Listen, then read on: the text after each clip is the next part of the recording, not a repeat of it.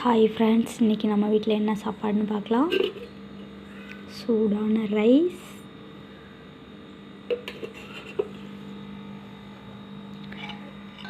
முருங்கைக்காய் கத்திரிக்காய் போட்ட சாம்பார்,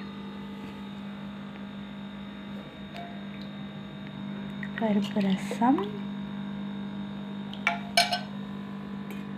கெட்டி தயிர்,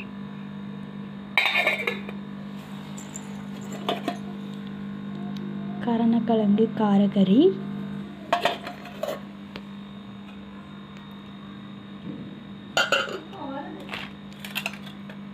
ரவை பாயசம்,